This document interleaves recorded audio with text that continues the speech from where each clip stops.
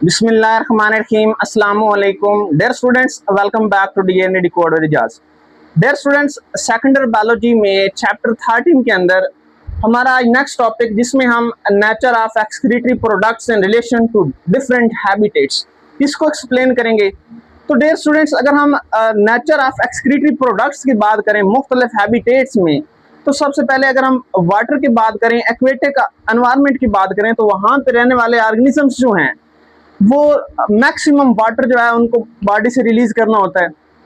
तो वहाँ पे जो वो वेस्ट बनाएंगे उनके अंदर वाटर के कंटेंट्स जो है वो मैक्सिमम होंगे। ओके, उसके बाद अगर हम नेक्स्ट टेरेस्ट्रियल एनवायरनमेंट्स की बात करें, तो टेरेस्ट्रियल एनवायरनमेंट में रहने वाले ऑर्गेनिजम्स जो हैं उनको वाटर जो है बॉडी के अंदर कंजर्व करना होता है, रिटेन करना होता है।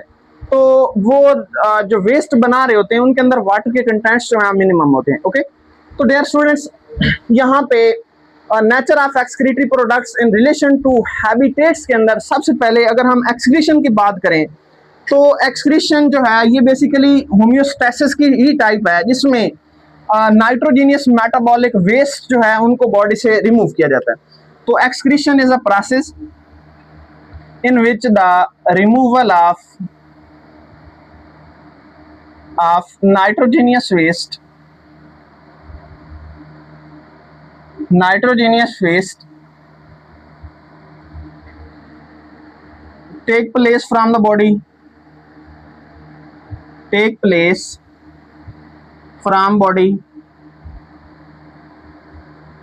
और डियर स्टूडेंट्स, अगर हम नाइट्रोजीनियस वेस्ट की बात करें, तो नाइट्रोजीनियस वेस्ट वो वेस्ट होते हैं जिनके अंदर नाइट्रोजन प्रेजेंट होती है। अगर हम नाइट्रोजन की प्रेजेंस की बात करें, तो नाइट्रोजन बेसिकली खास किस्म के जो है फूड कंटेंट्स में होती है। और अगर हम फूड कंटेंट को देखें, तो यहाँ पे अगर हम प्रोटीन इनटेक कर रहे होते हैं, तो प्रोटीन के अंदर अगर हम उन प्रोटीन के यूनिट्स की बात करें, तो उन यूनिट्स के अंदर हमें अमाइन ग्रुप देखने को मिलता है। तो डियर स्टूडेंट्स, उस अमाइन ग्रुप में NH2 नाइट्रोजन प्रेजेंट होती है। और उसके साथ साथ अगर हम सेलुलर लेवल पे, सेल लेवल पे न्यूक्लिक एसिड के मेटाबॉलिज्म की बात करें, तो वहां से भी नाइट्रोजन रिलीज हो रही होती है। तो डियर स्टूडेंट्स, ये नाइट्रोजन के कंटेंट्स जैसे जैसे हमारी बॉडी के अंदर मैक्सिमम होते चले जाते हैं, ये हमारी बॉडी के लिए जो है वो टॉक्सिक होते चले जाते हैं।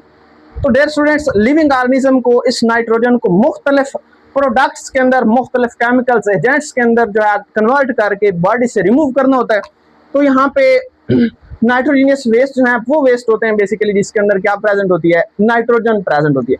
तो ये खास किस्म के केमिकल्स जिनके अंदर नाइट्रोजन को रिमूव करने के लिए कन्वर्ट किया जाता है, तो हम उनको डिस्कस करेंगे, जिसमें हमारे पास सबसे पहले अमोनिया आता है, उसके बाद यूरिया आता है, और उसके बाद हम यूरिक एसिड को एक्सप्लेन करेंगे। ठीक है, तो डियर स्टूडेंट्स, नेक्स्ट अगर हम ऑस्मो रेगुलेशन एंड एक्सक्रीशन की बात करें, तो ऑस्मो रेगुलेशन जो है एक ऐसा प्रोसेस है जिसमें साल्ट और वाटर जो है बॉडी के अंदर मेंटेन किया जाता है। Okay, osmo regulation means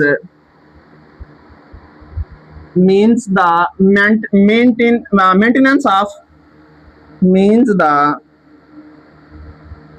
maintenance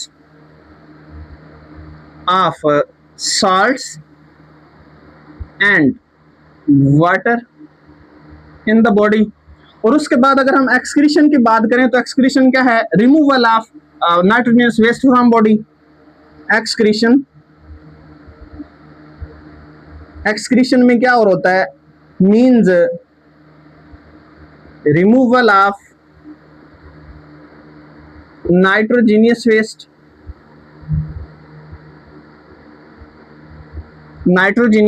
waste from body.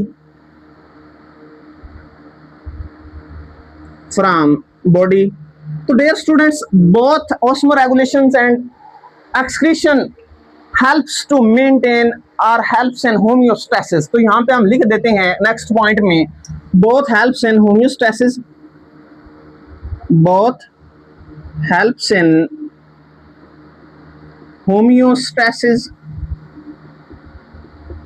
Okay.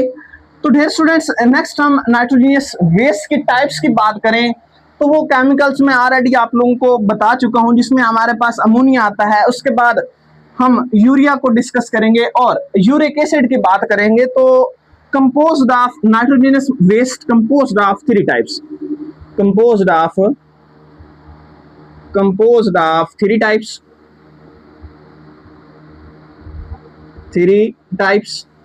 जिसमें हमारे पास पहली जो है उसको हम क्या बोलते हैं, अमोनिया।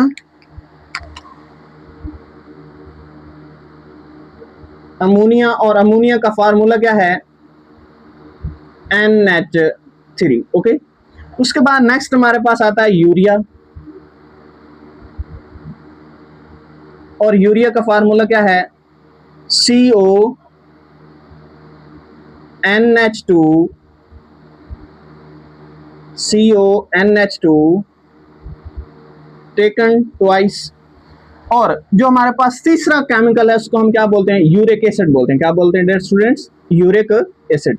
और यूरिक एसिड का फार्मूला क्या है, C5H4N4O3। ओके, तो डियर स्टूडेंट्स सबसे पहले अगर हम अमोनिया की बात करें तो अमोनिया जो है ये मोस्ट टॉक्सिक नाइट्रोजेनियस वेस्ट है। ओके, तो डियर स्टूडेंट्स नेक्स्ट हम अमोनिया की फॉर्मेशन की बात करें तो अमोनिया जो है दो प्रोसेस से बन रहा होता है। और पहला प्रोसेस कौन सा है, रिमूवल ऑफ अमाइनो ग्रुप, जिसको हम क्या बोलते हैं, डीअमाइनेशन बोलते हैं। Okay, from the amino acid and nucleic acids. Okay, उसके बाद इसके कैरेक्टरिस्टिक्स की बात करें तो अमोनिया जो है ये highly soluble in water, very toxic and must be remove from body. Toxicity ज्यादा होने की वजह से इसको बॉडी से लाजमी जो है ये रिमूव किया जाता है। उसके बाद अगर हम वाटर की रिक्वायरमेंट की बात करें अमोनिया को बॉडी से रिलीज करने के लिए, तो हमारे पास 500 ml of water, 500 ml of water is required to release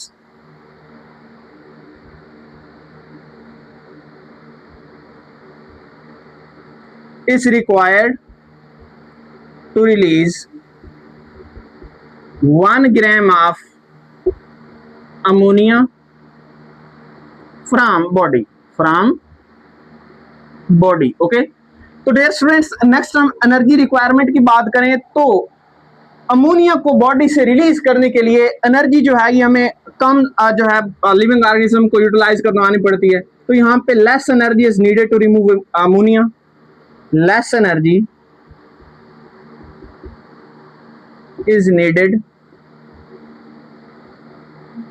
is needed to remove ammonia from body,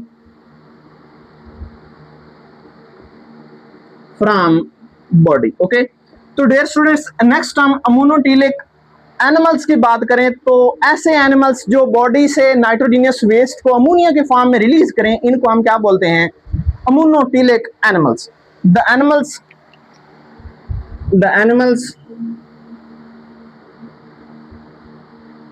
animals that release ammonia in nitrogenous waste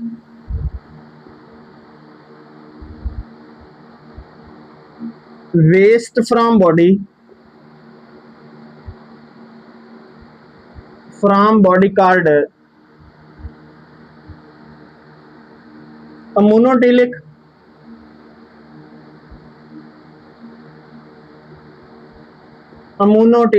animals. और इसकी एग्जांपल्स की बात करें तो डियर स्टूडेंट्स यहाँ पे एग्जांपल्स में हमारे पास एक्वेटिक एनिमल्स आते हैं। एक्वेटिक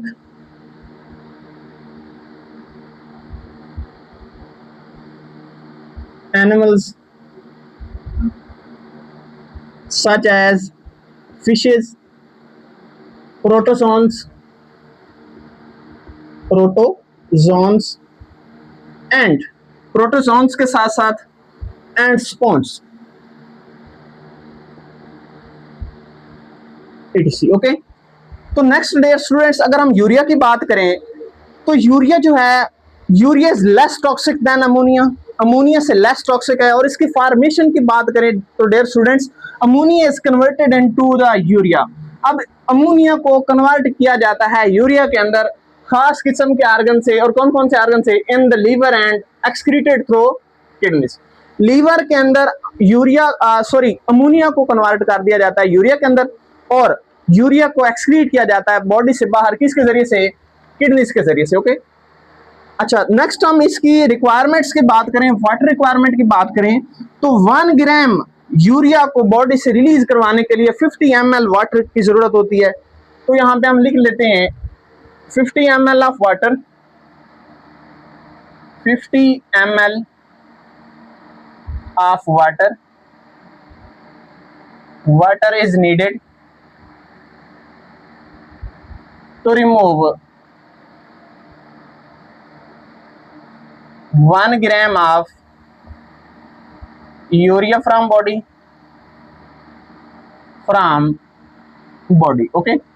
तो डियर स्टूडेंट्स नेक्स्ट यूरियोटिलिक एनिमल्स ऐसे एनिमल्स होते हैं जो क्या रिलीज करते हैं? यूरिया रिलीज करते हैं in their nitrogenous waste. The animals that release urea in metabolic waste या फिर in nitrogenous waste, in nitrogenous waste from body called ureotelic animals. और यूरियोटिलिक एनिमल्स के अंदर हमारे पास एग्जाम्पल्स की बात करें तो एग्जाम्पल में हमारे पास ह्यूमंस आते हैं और मैमल्स आते हैं। Humans,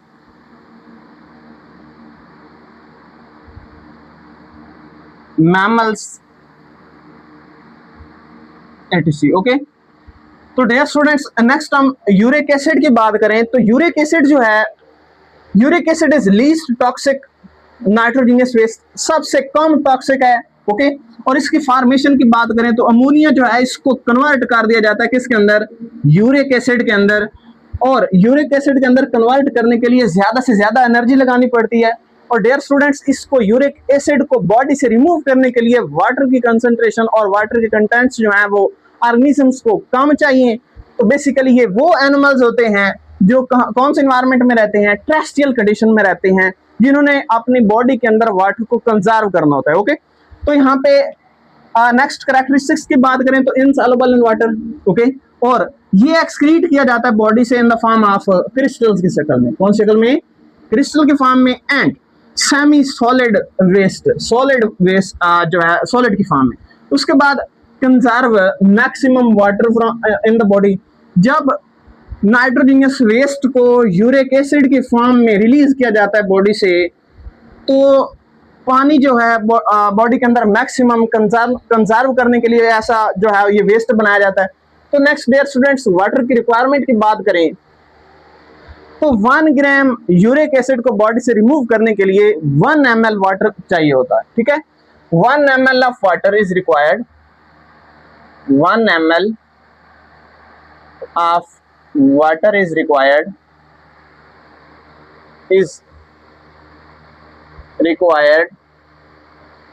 to remove 1 gram of uric acid. Uric acid का 1 ग्राम जो है बॉडी से रिमूव करवाने के लिए कितना वाटर चाहिए? 1 ml। ओके, उसके बाद यूरिकोटिलिक एनिमल्स ऐसे एनिमल्स होते हैं जो बॉडी से नाइट्रोजीनियस वेस्ट को कौन सी फॉर्म में रिलीज करें? यूरिक एसिड के फॉर्म में रिलीज करें। तो यहाँ पे हम लिखते हैं the animals that release uric acid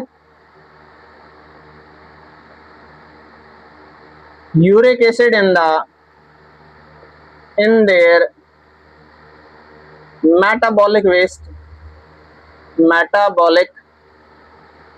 waste कर्ड, इनको हम क्या कहेंगे, यूरिकोटिलिक एनिमल्स।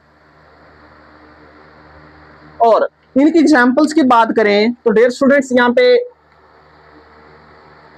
ऐसे ऑर्गेनिजम्स आएंगे जो कौन से एनवायरनमेंट में रहते हैं, टेरेस्ट्रियल कंडीशन में रहते हैं जहां पे वाटर शॉर्टेज होती है।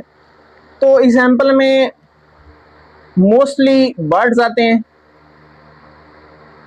बर्ड्स के साथ साथ insects and deserts desert animals आते हैं। ओके, तो डियर स्टूडेंट्स ये ऐसे ऑर्गेनिजम्स हैं जो नाइट्रोजनस वेस्ट को यूरिक एसिड के फॉर्म में बॉडी से रिमूव करते हैं, इसलिए कि उनकी बॉडी के अंदर वाला इंटरनल वाटर जो है वो कम रिलीज किया जाए, क्योंकि 1 ग्राम यूरिक एसिड को बॉडी से रिमूव करने के लिए कितना वाटर चाहिए होता है, जस्ट 1 ml वाटर जो है वो जरूरी होता है। तो डियर स्टूडेंट्स हमारी बुक के अंदर इस टॉपिक में साइड बॉक्स में गाउट लिखा हुआ है, और गाउट की बात करें तो डियर स्टूडेंट्स गाउट एक आर्थराइटिस की टाइप्स हैं, और आर्थराइटिस में हमारे पास 3 टाइप्स आती हैं। ओके, जिसमें रिमोटाइड आर्थराइटिस, उसके बाद गाउट आर्थराइटिस और ऑस्टियोआर्थराइटिस आते हैं। अगर हम गाउट की बात करें तो सम टाइम गाउट के काजेज जो हैं वो ये हैं कि हम एनिमल्स के अंदर और मेनली ह्यूमंस के अंदर जो नाइट्रोजनियस वेस्ट हैं सम टाइम कौन सी फॉर्म में बन रहते हैं, यूरिक एसिड के फॉर्म में बन रहते हैं। और यूरिक एसिड जो है बॉडी से रिमूव ना हो या फिर उसकी अकामुलेशन हो जाए तो किसके रिजल्ट्स बनते हैं, इसके जो फैक्ट्स हैं उस फैक्ट्स की बात करें तो गाउट जो है बॉडी के अंदर जो है, या फिर गाउट है इन द जॉइंट्स पेन होना शुरू हो जाते हैं, जिसको हम आर्थराइटिस के कौन सा नाम देंगे, गाउटी आर्थराइटिस कहेंगे। ओके, ह्यूमंस के अंदर humans also excrete small amount of uric acid from the in the form of nitrogenous waste. अब इनके मेजर सोर्सेज की बात करें तो मेजर सोर्सेज में मीट आते हैं, ओके, और सम वेजिटेबल्स आती हैं। इनके फैक्ट्स की बात करें तो अगर यूरिक एसिड की कंसंट्रेशन हमारी बॉडी के अंदर बढ़ती है तो ये क्रिस्टल्स बना देते हैं, कहाँ पे, जॉइंट्स पे। ओके, और जॉइंट्स जो हैं ये पेन करते हैं और इसको हम क्या बोलते हैं, गाउट कहते हैं। क्या कहते हैं इसको, गाउट आर्थराइटिस कहते हैं। तो dear students nature of excretory products in relation to habitats, आज का टॉपिक हमारा ये मुकम्मल हुआ। नेक्स्ट टाइम इंशाल्लाह अगले लेक्चर में मिलेंगे। अल्लाह हाफिज, टेक केयर।